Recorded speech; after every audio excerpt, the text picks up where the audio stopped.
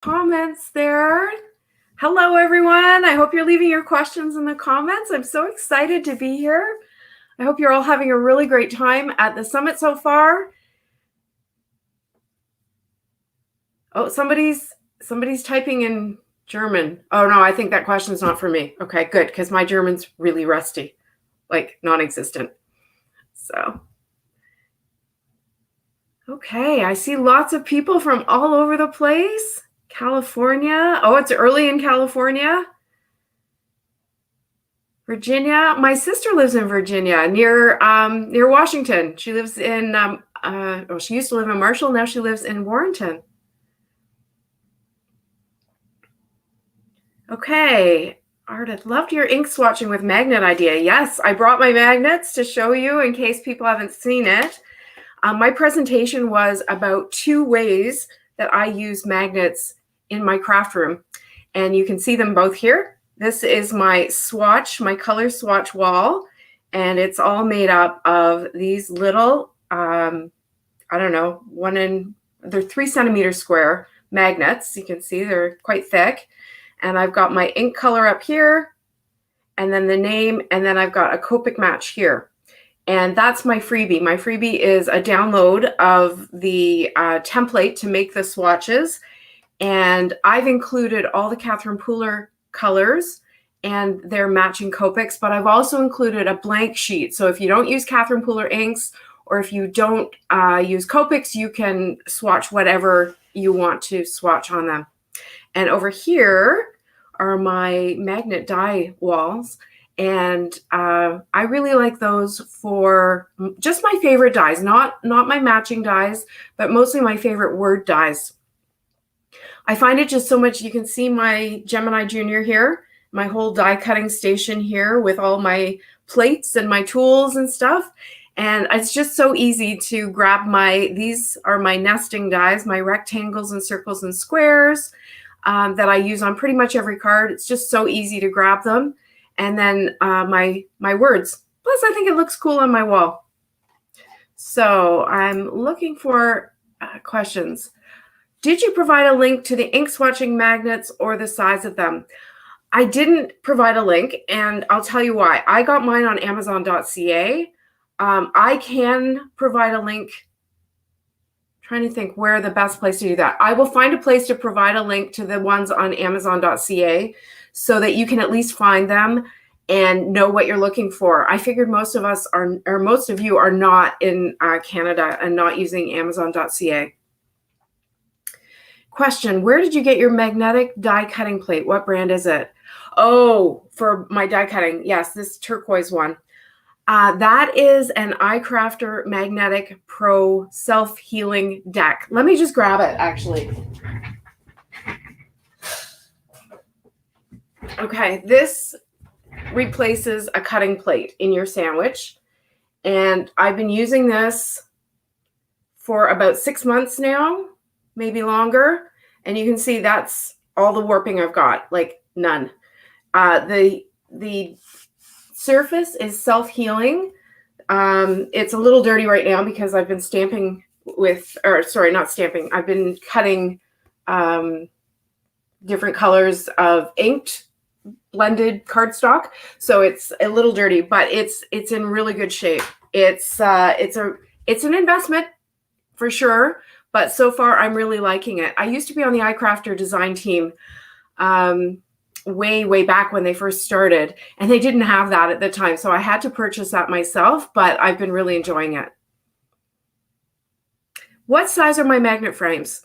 Okay, so the way I went about this was I first found the sheets of magnet, which were on Amazon as well, and they were 12 by 24 inches. So then I searched for a frame that fit the magnet material that I could find. I wanted to have one piece of magnet for each thing. I didn't want any cuts in the middle where dies might slide behind or get caught on. So they're 12 by 24. The frames are, I guess, slightly bigger. Question, Amazon didn't have that size magnet square. Any ideas where to get? Okay, I've got a pack of them right here. So I would just honestly, this is when I was searching for this myself, I would just look for magnets that, these ones are 3 centimeters. They're called large magnetic squares, 45 pieces. Like I said, I will find a place to put the link, and I will let you know in the Facebook group so that we can figure this out. Do you have other ideas for using magnets in the craft room? Let me think about that one as we continue on. I use magnets in my Misty. What was the name of the magnetic die cutting? Okay, so it's from a company called iCrafter, so I-Crafter. It's a small company run by a woman named Linda, and it's called, I think it's carried at Simon Says Stamp as well. It's called Magnetic Pro Deck Self-Healing Pro Deck. I think deck is the last. She calls it a deck instead of a plate. And she has it not magnetic. Actually, that's a magnet right there. This is magnetic. And so when I put a die on it, it sticks. So that's a great place to use magnets in your craft room as well.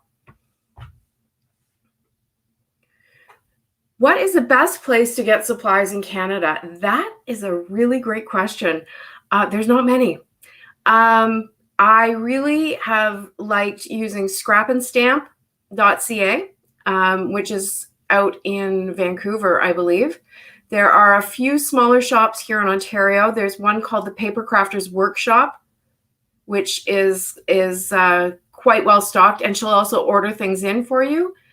One of the things about Canadian shops, and I think Canadian shoppers, is I think the Canadian shoppers forget that, you see the US price, and when it comes to Canada and you've paid for them to import it and for the exchange, that price looks much bigger. So I think a lot of us Canadians get sticker shock when we see the price, the US versus Canadian prices. So keep that in mind when you're shopping at a Canadian shop. Elaine says, my dies often bend and don't stay on the magnetic sheets I use in my pouches. How do you get yours to stay? I find it interesting that your dies are bending. Mine, okay, so if your dies are bending, and I assume you mean like they're curving a little bit, I would just try very gently bending them the other way to try and flatten them out. Yeah, I don't know. Other than that, I think you obviously you need to have a straight die to make it stick to a magnetic sheet. Okay, Melody says, do you find it difficult to know what the sentiment is when your dies are backward on the board? Okay, I'll tell you a secret. I'm an accountant. And when you're an accountant or an auditor, which is what I was, you learn very quickly to read upside down, because someone's sitting, when you're asking questions, somebody's sitting across from you with a piece of paper with their answers written down, and you learn how to read upside down so that you know what's on their paper. That's a bit of a joke. Oh, it's true, but it's also a bit of a joke. My word dies are pretty large, and I can see easily what they say. If they're smaller, I can see that happening.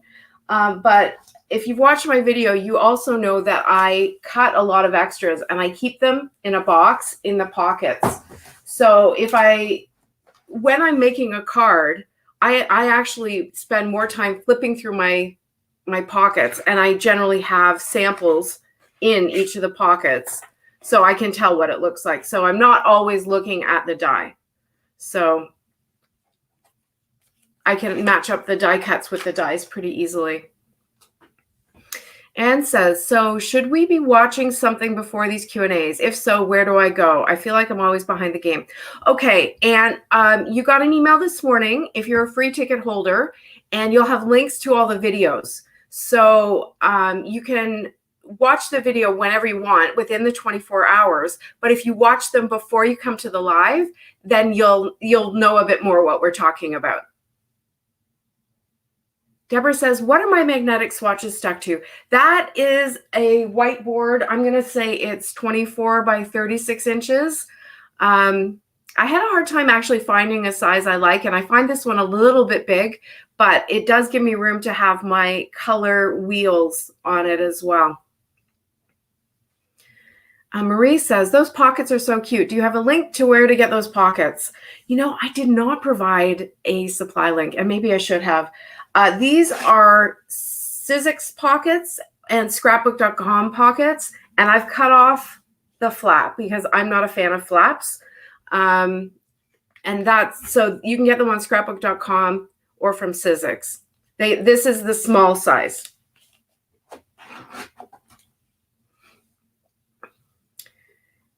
Okay. Jessica says, that is so cool. Oh, what color wheels do you use?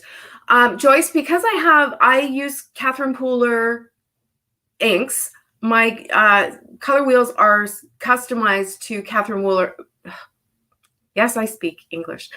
My color wheels are customized to Catherine Pooler colors on the wheels.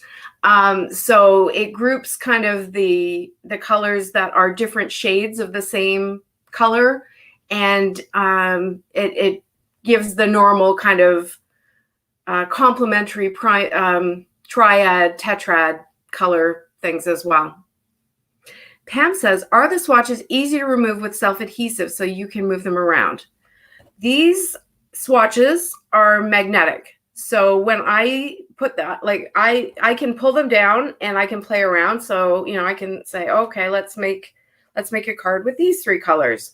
So they are easy to remove. Oh, sorry. Maybe you mean the swatches onto the magnets, and they once they're on, they won't remove. They are self-adhesive, and the magnets are self-adhesive. So once you put the square on, it won't come off. Sylvie says, what do you love about Catherine Pooler inks? Well, how long do you have? Initially I was drawn to the colors.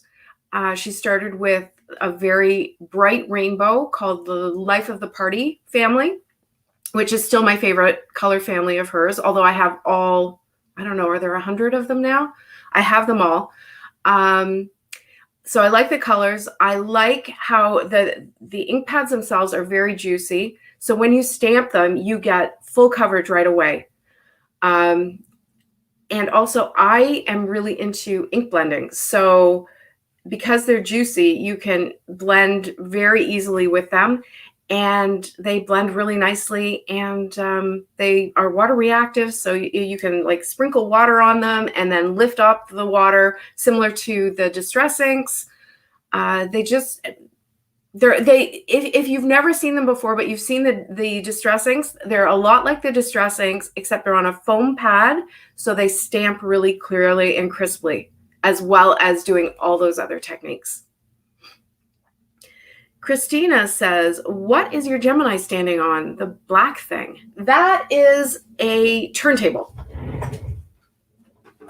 So as my sandwich is going through, I can turn it and grab it from wherever is most comfortable. So yeah, I need to do a video on how to use turntables in your craft room, because I now have 2 turntables and I really enjoy them. Lois says, you could use small Velcro circles for the swatches too. Yes, you could. You would need, I'm not sure what you would then, I guess you would put the dots, one side of the dot on whatever you wanted to stick it to, and then the other side on the back of your swatch. Yeah, that's a great idea. Did I make my own swatches? Yes, I made, initially, the first time I did this, I just cut paper and I hand wrote the name on. You'll see that in my video, because I actually show you the first time I made the swatches. And then just for this summit, I made the template that has, I think you can see there, that has all the information written on it that you can fill in. Ann Johnson, what is your favorite ink blenders? My favorite ink blenders are the little, let me grab one. These little Altenew brushes. And I'll tell you why. There's a number of reasons.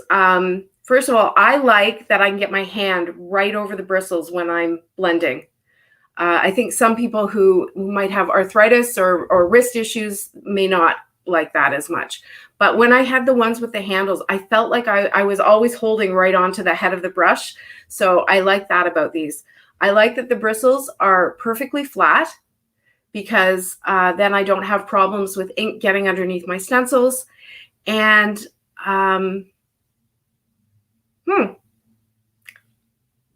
I've just blanked. Anyway, I really like the control I get. I prefer using brushes when I'm using stencils. I find that if I'm using a foam blender, they can blend ink really well, but if you're using it on a stencil, sometimes they get caught on the edges of the stencil and they can get damaged, and that doesn't happen with these. These are also super easy to clean.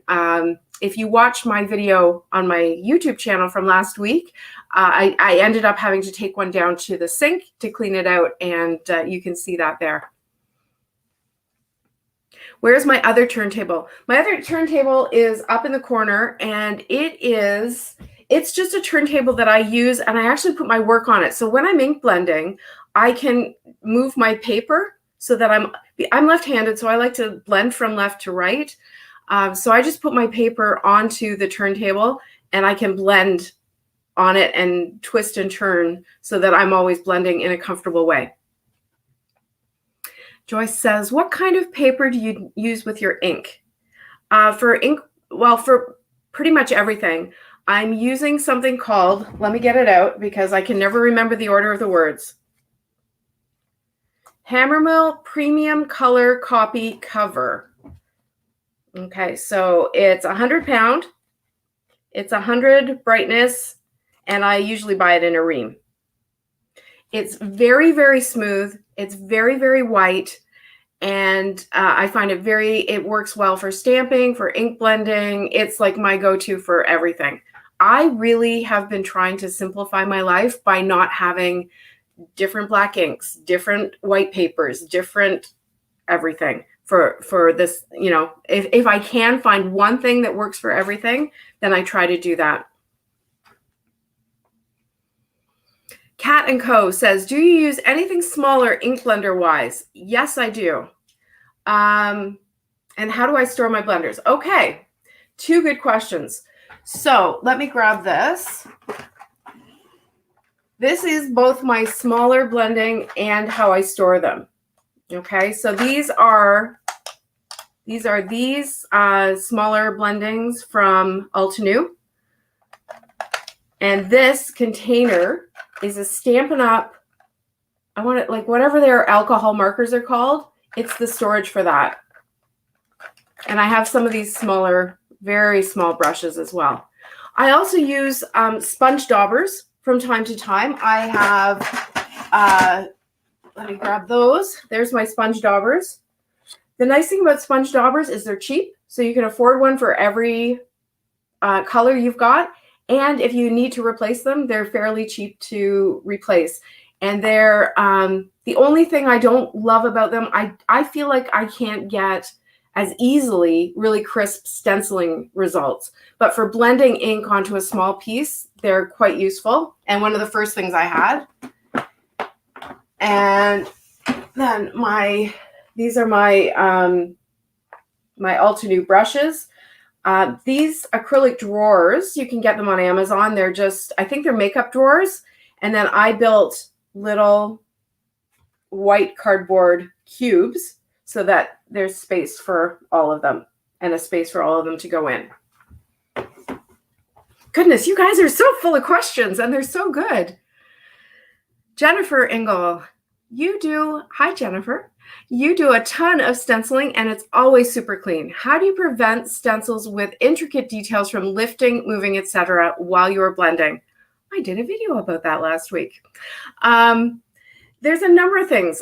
First of all, I noticed actually when I went through my stencil inventory the other day that I don't have a ton of those. So the ones that I've tried are the ones where I would think I would have that problem are largely stripes. And so what I suggest is, first of all, use a sticky mat, and that will help at least the outer edges of your stencil hold down really well. I found that works better than other methods. I'm really liking that new Altenew sticky mat that comes with the stamp wheel, but is also sold separately. The other thing I was doing is when I put my stencil down, I'm trying to, I say stretch it, but I don't mean like, because obviously you can't stretch it, but just try and pull it, like put it down on one corner and then kind of pull it down towards the opposite corner to just try and make sure that it's as tight against the paper as it can be. And then if you're still having problems with pieces flopping, kind of hold your hand over it. I might have to give it a try with like some of those really intricate, I'm thinking like mandalas and things where you've just got little pieces that once you get your brush underneath it and it or your blending tool underneath it and it pulls it up, it's hard to get it back down. The other thing I would say is just go in very, very light and build up, like just recognize that it's going to take some time and build up your color and be very patient about it. I think that's the best I can do. Question, do you use any kind of sticker paper for the color charts? I didn't, but you could definitely, when you download and print these swatches, you could print them onto a sticker paper and then cut them from there. You don't need to if you're using these magnets because the magnets come, one side is sticky and you just peel off the release paper and then it's sticky. Kathleen says, can you talk about how you stay organized? My biggest tip for staying organized is to not have a lot of stuff. And that's something like you guys, I fight with all the time because there's so many great things out there that I want to buy. So I try to limit what I'm buying. And I try to keep on top of my destashing so that I just don't have a ton of stuff. That way I've got, I don't know if you watched Mary's live just before mine, but she was talking about how she likes to organize, and it's very similar to me. I like to have everything in its spot, but I also like to be able to see it so that I remember to use it. So that's partly why I like my dyes out. That's partly why I like my colors out. And I've got a wall just to my left here. It's a cubby that has my inks on it, my blenders, and all my most used tools, my labeler, my gems, my gems. I can show you. I also store the gems in one of those drawers from the acrylic. I really like these acrylic drawers. And then I have these little cases that came in the Elizabeth Crafts or Doris or something. There was an organizer. And so I have like a ton of gems in one little spot. And whenever I want to find gems, I can just pull them out and see all of them in one place. Okay, why is it necessary to have separate blenders for dye and pigment distress oxide inks? Okay, well, I don't have distress oxide or pigment inks, so I'm going to tell you what I think. But there might be somebody else here who knows better. My understanding is that the properties of the pigment in the pigment inks and in the distress oxide inks, because those are like a hybrid of pigment and dye, I think. The pigment it won't blend nicely with the dye ink on your brushes. So I think you're just going to find that they'll get kind of clumpy. I don't know for sure. So hopefully there's someone else here who has a better answer for that. Diane says, do you catalog all your different supplies and what system do you use? I use Evernote. I use the free version of Evernote, and I catalog my stamps, dyes, stencils, embossing folders. And in fact, I'm experimenting right now. This may not be that helpful for all of you, but I'm experimenting right now on also storing my videos so that, because often I find myself thinking, what video did I do? What video did I make this card in? What video did I use that product in? What video did I talk about this topic? So I'm trying to use it for that as well, to be able to search through my videos. I do have a couple of videos on my YouTube channel talking about how I set up my Evernote, why I use Evernote, and how I keep it up to date. Rex, yes, I do. Do I own a stamp wheel? I do have an Altenew stamp wheel, and I did a video about that recently as well. It's a really neat tool. How do I store it? So I had this idea initially that I would store it on its side, and I would take the wheel out of the base to be able to do that. Because if the wheel's in the base, then there's two little parts of the wheel that are sticking down below the base. Let me grab it actually.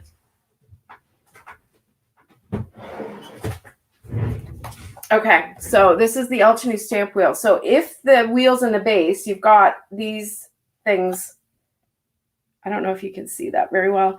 You've got these things, so you can't really stand it down very easily. So right now I'm storing it horizontally with my Stencils 360 tool. And if you don't know about that tool, that's another thing you can look at my on my YouTube channel. That's another great tool that I have.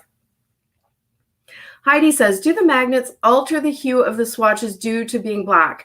No, because I used, so when you make the swatches, what I did was I made it with the same paper. So that same hammer mill paper that I would stamp or blend on, that's what I used. So the black is not showing through at all. So I would use thick enough paper, or if you wanted, you could, I guess, double up on the paper. Let me think about another. Yeah, I'm not sure. I'm not sure if there's another way to do that. Debbie says, how do you store your mini and full-size ink pads? My full-size ink pads are up above me in white storage containers from Organize More. That's in my craft room tour video on my YouTube channel. My mini inks, I've stopped buying the mini inks. I enjoyed using them for a while, and I still find them useful for certain techniques. But I felt like I didn't want to have doubles anymore. And the ones I do have, I store in acrylic drawers like I have shown you already. Lisa says, what do you do with your stamps and other supplies when you purge? When I purge my stamps and dies and stencils, I advertise a destash on my Instagram, and I only destash to Canadians, sorry, and I put them into, I don't know what you call those, flat rate postage boxes, and I ship only within Canada. Okay. Goodness, that went by very quickly. Thank you so much for all your great questions. If you have any more, please tag me in the Facebook group. I'll be over there all weekend. And I hope you all enjoy the rest of the summit. And thanks so much for stopping by. Take care. Bye.